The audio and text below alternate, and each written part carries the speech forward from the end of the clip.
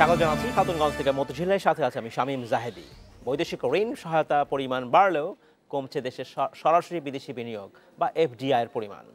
বিশ্বব্যাংকের ঋণ পরিসংখ্যান 2019 প্রতিবেদন মতে গত 8 বছরে দেশে বিদেশি সহায়তা প্রায় 3 গুণ বাড়লেও 1 বছরের ব্যবধানে এফডিআই কমেছে প্রায় 14.5%। আজ আমরা আলোচনা করব সরাসরি বিদেশি বিনিয়োগ পরিস্থিতি নিয়ে। এনে কথা বলতে আমাদের সাথে স্টুডিওতে রয়েছেন অর্থনীতিবিদ ওয়াজিদ হাসান শাহ এবং গ্রিন ডেল্টা ক্যাপিটালের প্রধান নির্বাহী রফিকুল ইসলাম। জনাব রফিকুল ইসলাম এবং জনাব ওয়াজিদ হাসান শাহ, আপনাদেরকে স্বাগত জানাচ্ছি। কেমন আছেন আপনারা? জনাব ইসলাম, আপনাকে দিয়ে আমরা শুরু করতে যাচ্ছি। আমি বলছিলাম যে বিশ্বব্যাংকের প্রতিবেদন, যেখানে 2019 সালের প্রতিবেদন হলেও এটা প্রকাশ করা হয়েছে গত নভেম্বর মাসে, একটু পুরাতন। সেই প্রতিবেদন অনুযায়ী বলা হচ্ছে যে আসলে গত 1 বছরে বাংলাদেশের এফডিআই পরিমাণ প্রায় 14% কমছে।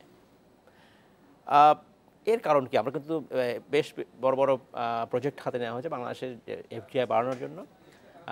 বলা যায় যে স্পেশাল ইকোনমিক জোন করা হচ্ছে 100টা, এবং এর মধ্যে ইতিমধ্যেই প্রায় 25 থেকে 26টার মতো কাজ শুরু হয়েছে। Is of doing business Bangladesh অবশ্যই খারাপ করেছে, কোনো সন্দেহ নেই, কিন্তু ইনফ্রাস্ট্রাকচার কাজ হচ্ছে, বিদ্যুতের ক্ষেত্রে কাজ হচ্ছে, রাস্তাঘাটে কাজ হচ্ছে। তারপরে কি অবস্থা, কারণটা কি এটা? আমি যেটা বলবো, আসলে আপনার এটা খুব ভালো একটা কোশ্চেন, বিকজ আমাদের তো আসলে এফডিআই কথা আমরা সবাই বলছি। এফডিআই বলতে কিন্তু আমাদের কিন্তু বিদেশি বিনিয়োগ বাড়ছে, বিদেশি বিনিয়োগ কমছে না কিন্তু প্রথমত। এখন সেই বিদেশি বিনিয়োগে আমরা যখন এফডিআই এর কথা বলি, সেটা হচ্ছে পিওরলি ইকুইটি ফরম্যাটে আসা। সো ইকুইটি ফরম্যাটে কিন্তু আমাদের এফডিআই কিন্তু আসলে কমে গেছে, যেটা আমরা ওয়ার্ল্ড ব্যাংকের রিপোর্টেও দেখলাম। এর ভিতরে কয়েকটা কারণ হতে পারে, যেটা আমাদের কাছে মনে হচ্ছে যে আমরা আসলে যখন একটা কান্ট্রিতে এফডিআইটা আসবে, ইকুইটি ইনভেস্টমেন্ট হবে, সেক্ষেত্রে আসলে কতগুলো পলিসির ফ্যাক্টর থাকে। তো আমরা যদি আমাদের লাস্ট কাপল অফ ইয়ার্সে যে রিফর্মগুলো দেখি, যে এফডিআইকে অ্যাট্রাক্ট করার জন্য, সেই রিফর্মগুলো আসলে আমাদের হয়েছে। সো আমাদের এর আগে কিন্তু রিফর্মগুলো এফডিআই ফ্রেন্ডলি আসলে ছিল না। সেকেন্ড হচ্ছে আমাদের সাউথ এশিয়ান কান্ট্রিজের ভিতরে আমরা আসলে অ্যাকচুয়ালি এফডিআই দিক থেকে অনেক কম রিসিভ করি। তো এর ভিতরে আমি মনে করি যে সবচেয়ে বড় রোল প্লেটা করার দরকার ছিল আমাদের বিডার। বিডা যেখানে আমাদের is of business doing is actually একটা, আপনি জানেন আমরা আসলে আফগানিস্তানের পেছনে ফ্র্যাঙ্কলি কিছু কিছু ক্ষেত্রে, so is of doing business ক্ষেত্রে নেপালেরও পিছনে। আমি পার্সোনালি এইসব কান্ট্রিগুলোতে আমি দেখেছি হাউ ইট ওয়ার্কস। বাট আমাদের এখানে যেটা বলবো, বিডা যেসব ইনিশিয়েটিভগুলো নিয়েছে, আসলে তারা ওই ধরনের যে কমিটমেন্টটা দিয়েছিলেন বিডা স্পেশালি, সেই কমিটমেন্ট অনুযায়ী তারা আমাদেরকে প্রতিফলন দেখাতে পারে নাই। সো বিডার এখানে আমি বলবো যে বড় ধরনের একটা আপনার স্টেপ ইন করার দরকার। সো বিডার আমরা যেটা পত্রপত্রিকায় দেখেছি, যে বিডার চেয়ারম্যান প্রায় বলেছেন 2021-এর ভিতরে আমরা ইজ অফ ডুইং বিজনেসে 100-র ভিতরে চলে আসা হবে। সো এখন আমরা যখন 100-এর ভিতরে আসবো, তখন কিন্তু আমাদের কিন্তু গ্র্যাজুয়ালি প্রত্যেকটা বছরে কিন্তু এটাকে জাম্প করতে হবে। অর্থাৎ আমরা 176 থেকে জাম্প করে কিন্তু 99-এ কিন্তু কালকে 2021-এ আসতে পারবো না। সো এই ক্ষেত্রে কিন্তু যেটা হচ্ছে, আমি মনে করি বিডার একটা রোল প্লে করা দরকার, যে আসলে প্রবলেমটা কোথায় সেইটাকে আইডেন্টিফাই করা, rather than having a one stop service and the service will stopped. And then service will be stopped. One stop service তো শুরু হচ্ছে। One stop service means actually then service will stop. Make a one call, then service will be stopped. ধন্যবাদ। আমি আপনার কাছে ফিরে আসবো। জনাব ওয়াজিদ হাসান শাহ, আপনার কাছে আমি জানতে চাচ্ছি যে দীর্ঘদিন থেকে আমরা এফডিআই এর কথা বলছি, এফডিআই আসলে কমছে, এবং বলা হয় যে শুধুমাত্র যে ওয়ান স্টপ সার্ভিসের যে বড় কথা নয়, ওভারঅল ইমেজ, একটা দেশের ইমেজের কথা যদি বলা হয়, সেটার গুরুত্বপূর্ণ ভূমিকা রাখে।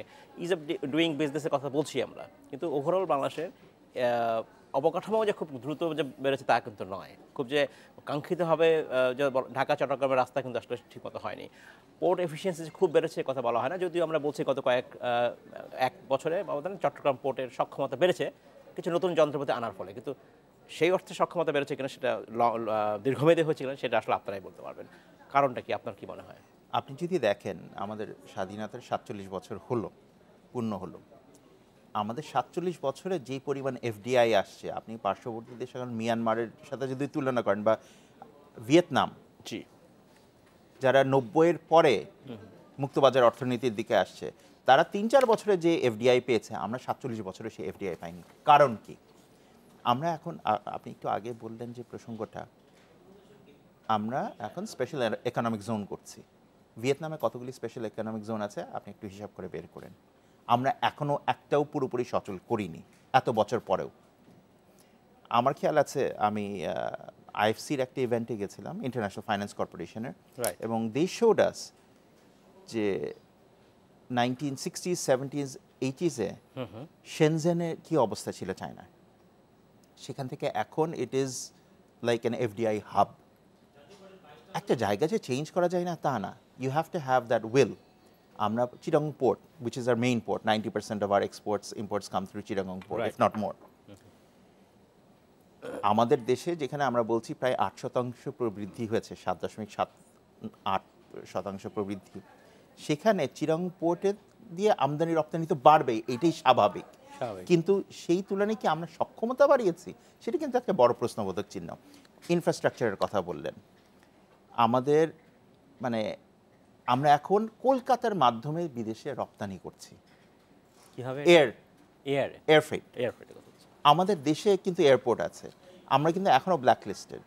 জার্মানি, ইউকেতে আমরা কিন্তু সরাসরি করতে পারছিলাম না কার্গো হ্যান্ডলিং। হ্যাঁ, তো এগুলি চিন্তা করেন, একটা দেশ যখন বলছে, ইন্ডিয়া কি করলো? ইন্ডিয়া কিন্তু ঠিকই 100-র নিচে নেমে আসে, 77-এর বোধহয় চলে আসছে, এবং তার সম্মত বেশ বড় একটা জাম্প করেছে এবারে আমাদের। এক্স্যাক্টলি, আবার বোধহয় 23 ধাপ, 77-এ তারা আসছে, আগেরবার 30 ধাপ, এবার 23 ধাপ। আফগানিস্তান আমাদের থেকে এগিয়ে আসছে। আমরা বলছিলাম যে 5 বছর, 2021-এর মধ্যে আমরা 100-র মধ্যে আসবো। আমরা 2 বছরে কি করেছি? আমরা এক ধাপ পিছিয়ে আবার এক ধাপ এগিয়ে আসি। We were were we started of 2 years ago। One stop service, আমি পত্রিকায় দেখলাম 5 তারিখে বোধহয় অনলাইন শুরু হয়েছে, এই মাসে অফিসিয়ালি উদ্বোধন হবে।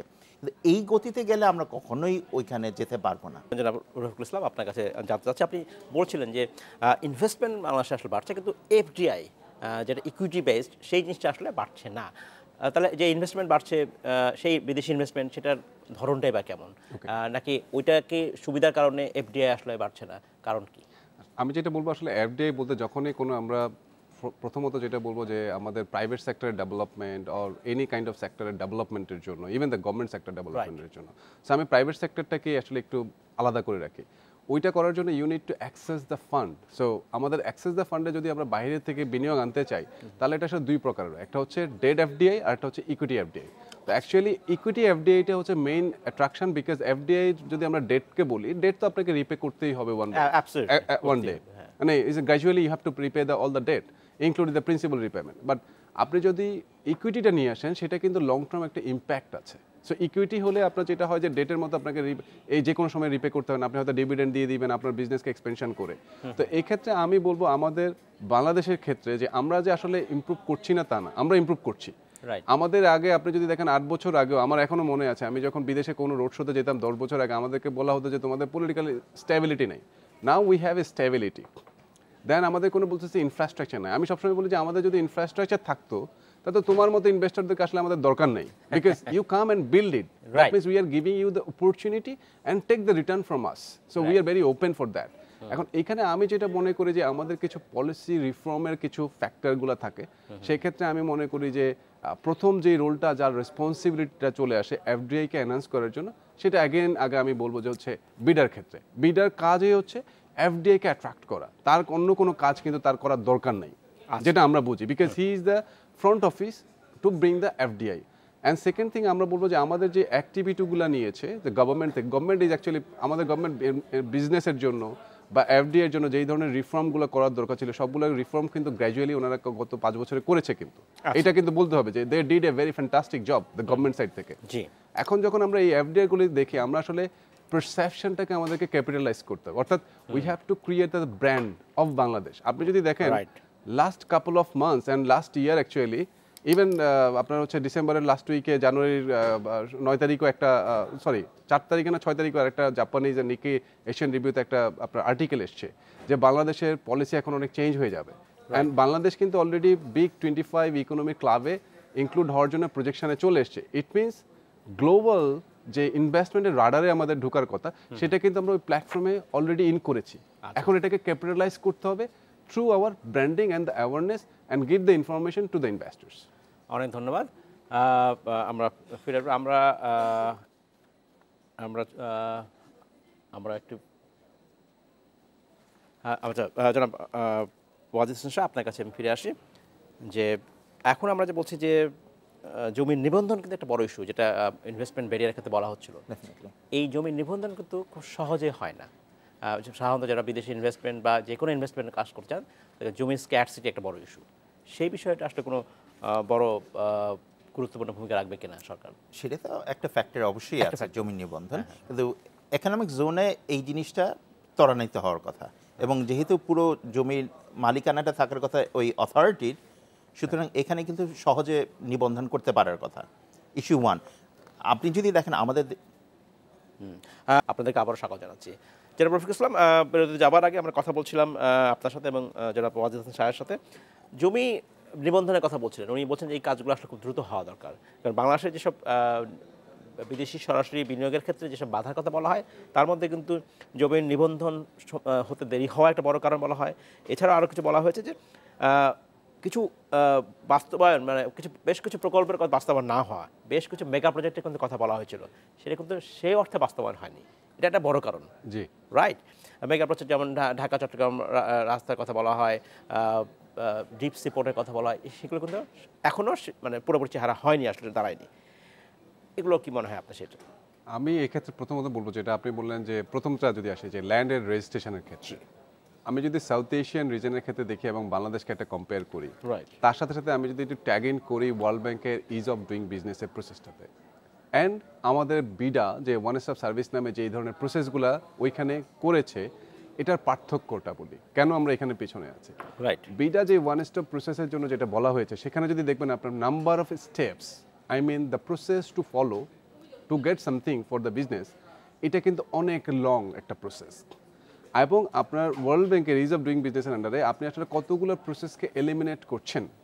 তো আপনি দিচ্ছেন বিডা থেকে যে হ্যাঁ আমি করতেছি, কিন্তু এই করতে গিয়ে আপনি 50টা প্রসেস বানিয়ে দিলেন, কিন্তু ওয়ার্ল্ড ব্যাংক বলছে তোমার প্রসেস কয়টা? আপনি কিন্তু বলতেছেন যে আমি ল্যান্ড পেয়ে যাব, ল্যান্ড পেতে হলে তুমি আগে যাবো হচ্ছে ল্যান্ড অফিসে, তারপর রেজিস্ট্রি অফিসে, তারপর বিডাতে। দেখেন 3টে স্টেপ হলো সেফ। আমি এক্সাম্পল দিচ্ছি। তো এখানে হওয়া উচিত ছিল বিডার আসলে এতগুলোর প্রসেসের জায়গায় যদি 2টা প্রসেস করে বা একটা প্রসেসও করে, তাহলে কিন্তু ইজ অফ ডুইং বিজনেসে কিন্তু আমরা অনেক ইমপ্রুভ করছি। And it is a one kind of marketing tools for any country to attract the global capital. FDI এর ক্ষেত্রে আমি বলবো। এখন আপনি যদি যান নেপাল, তো আমাদের থেকে অনেক, they are within the 100, within 80 actually is of doing বিজনেসে। আমি আপনাকে একটা পার্সোনালি বলি, I had the personal experience. নেপালে একটা ল্যান্ড রেজিস্ট্রেশন করতে যান for any favouring any foreign lenders or equity holders, it will not take less than 2 years. It will not take less than 2 years। আমি কিন্তু একবার আপনাকে জেনে শুনে বলছি এটা, বাট আমাদের কিন্তু আরও আগে হচ্ছে। বাট আমরা ডকুমেন্টেশনে লিখে দিছি প্রসেস হচ্ছে লং প্রসেস। সো আমি তো ওইখানে কম্পিটিশনে পিছিয়ে গেলাম, দো প্র্যাকটিক্যালি কিন্তু আমার এত লাগছে না। আচ্ছা। অ্যান্ড সেকেন্ড হচ্ছে Bangladesh is the scarcity of the land. So এই ল্যান্ডের যেহেতু স্ক্যারসিটি আছে আমাদেরকে, আমরা is not a big land oriented country না, আমাদেরকে এখানে এই ল্যান্ডটাকে ইউটিলাইজ করার জন্য, ইন্ডাস্ট্রিয়ালাইজেশন করার জন্য খুব প্রপারলি এটাকে প্ল্যানিং করতে হবে। এখন আমি বলি গভর্নমেন্ট তো আপনাকে ভিশন দিচ্ছে, আপনাকে পলিসি দিচ্ছে, বাট আমরা যারা ইমপ্লিমেন্ট করব, আমি সেটা ইনস্টিটিউশন লেভেলেও বলি আর যাদের বলি, আমাদের সক্ষমতাটা কি আসলে আছে?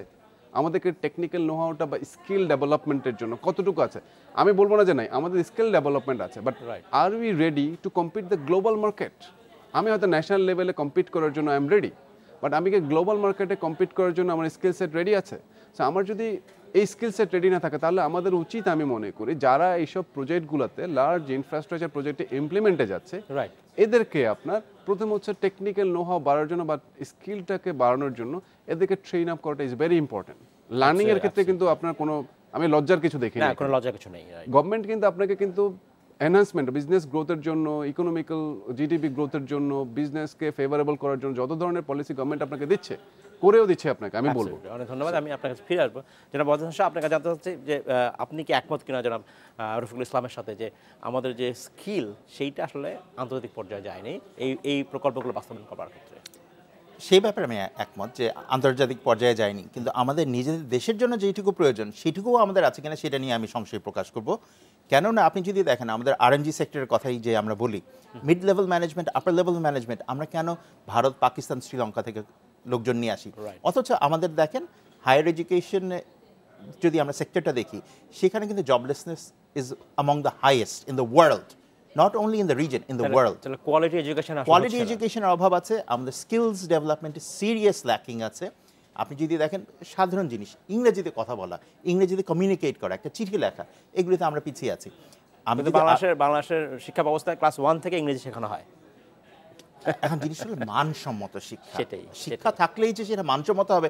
অমর্ত্য সেন আমি মনে করি আমাদের একটা ক্ষতি করেছেন যখন বলেছেন যে ভারতের থেকে বাংলাদেশ অনেক ক্ষেত্রে এগিয়ে। আপনি যদি সূচকগুলো দেখেন, হ্যাঁ ইন টার্মস অফ কোয়ান্টিটি আমরা এগিয়ে, ইন টার্মস অফ কোয়ালিটি কি আমরা ভারতের থেকে এগিয়ে? এটা কিন্তু একটা বড় প্রশ্ন। অনেক ধন্যবাদ জনাব ওয়াজিদ হাসান শাহ, জনাব রফিকুল ইসলাম, আপনাকে ধন্যবাদ। আজকে শেষ করতে হচ্ছে। আপনাকে ধন্যবাদ। ভবিষ্যতে আমরা আবার আলোচনা করব। Thank you. এই ছিল আজকের মতো খাতুনগঞ্জ থেকে মতো ছিল, আমাদের সাথেই থাকবেন, দেখা হবে।